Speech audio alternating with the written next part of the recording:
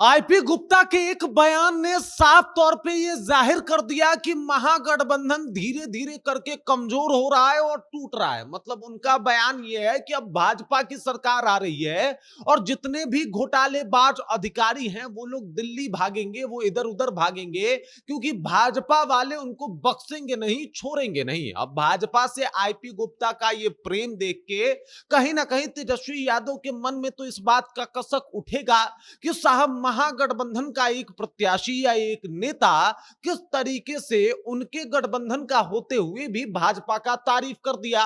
और अगर भाजपा का तारीफ कर दिया माने साफ है कि साहब एक दो नहीं बल्कि कई विधायक जो महागठबंधन में हैं तो, लेकिन अंततोगत्वा आखिरकार वो अपना पाला बदल सकते हैं। और तेजस्वी यादव को इस बात के ऊपर भली भांति कहीं ना कहीं सोचना पड़ेगा, समझना पड़ेगा इस बात को कि धीरे धीरे करके उनका महागठबंधन जो है एकदम से महाविखंडन की तरफ जो है वो एकदम से बढ़ रहा है। पूरी कहानी क्या है, आईपी गुप्ता का वो पूरा बयान क्या है और इस बयान के मायने क्या हैं, किस तरीके से अगर आईपी गुप्ता अलग हो जाएंगे तो एक बड़ा वर्ग, एक बड़ा समाज जो है वो महागठबंधन से अलग होकर भाजपा के पास जा सकता है, जिसका नुकसान आने वाले कई चुनावों में तेजस्वी यादव को भरना पड़ सकता है। इन सब बातों से आपको रूबरू कराएंगे, समझाएंगे आपको, लेकिन उससे पहले मेरा परिचय जान लीजिए। मेरा नाम है रजत और आप जनता जंक्शन देख रहे हैं। देख लीजिए ये तस्वीर, तेजस्वी यादव और आईपी गुप्ता की मुलाकात की ये तस्वीर है। ये इन दोनों को एक साथ दिखाते हुए एक साथ की तस्वीर है और इस तस्वीर में ये दिखाया जा रहा है कि किस तरीके से आईपी गुप्ता तेजस्वी यादव से मिलते थे, उनसे अपने पार्टी बना के उनसे खासा बहुत सारे टॉपिक पे बातचीत भी किए थे।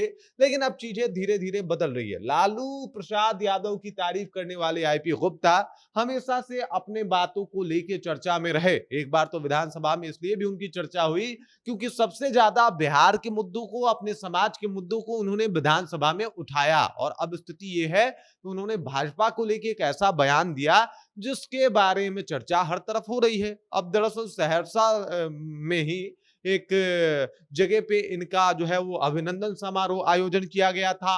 अभिनंदन के का कारण जो था वो यही था कि इन्होंने विधानसभा में सबसे ज्यादा बिहार के मुद्दे, अपने समाज के मुद्दों को उठाया और सबसे ज्यादा सवाल जो है इन्होंने ही पूछा और इसी वजह से इनके नाम की जो चर्चा है वो खूब हुई।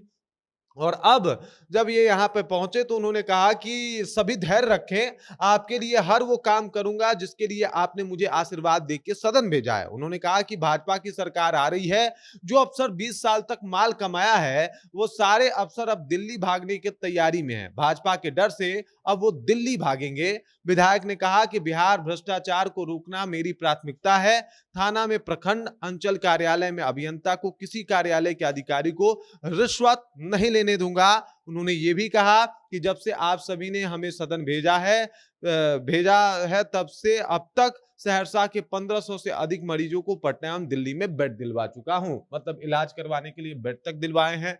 गरीबों में इनकी खूब चर्चा भी होती है, गरीबों के मसीहा के तौर पे जाने भी जाते हैं। खुद एक बड़े व्यवसायी हैं, करोड़पति के तौर पे इनकी पहचान है, अपनी इनकी पार्टी है, पार्टी जो है वो गठबंधन, महागठबंधन के साथ है। और उसके बाद भाजपा के लिए दिया गया इनका बयान कि जितने भी अधिकारी हैं, जितने भी घुसखोर लोग हैं वो अब भागते हुए नजर आएंगे।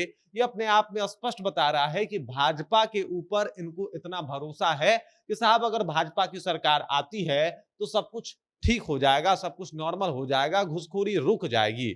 आईपी गुप्ता के इस बयान के बाद तेजस्वी यादव की चिंता बढ़नी लाजमी है, क्योंकि उनका एक और विधायक कम हो जाए ये तो अच्छा नहीं लगेगा ना। 3 विधायक पहले साथ छोड़ चुके हैं कांग्रेस के, उससे पहले उनके अपने पार्टी के एक विधायक ने साथ तो नहीं छोड़ा लेकिन साथ दिया भी नहीं। और अब आईपी गुप्ता का ये बयान बता रहा है कि भाई साहब आईपी गुप्ता के दिल में भी भाजपा धड़कती है और इस बात को नजरअंदाज नहीं किया जा सकता।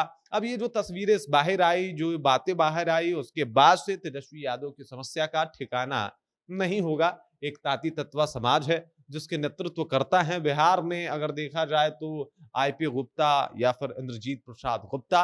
और अब वो बड़ा वर्ग अगर भाजपा के साथ चला जाए तो तेजस्वी यादव को सिर्फ एक विधायक नहीं बल्कि बहुत सारे वोटों का नुकसान होगा, जिसे शायद वो झेल पाए या बर्दाश्त कर पाए। बाकी इस खबर, इस जानकारी को लेकर आप क्या सोचते हैं, आपके जहन में क्या कुछ चल रहा है, कमेंट कीजिए, अपना विचार हम तक पहुंचा दीजिए। बाकी आप देख रहे हैं जनता जंक्शन और मेरा नाम रजत है।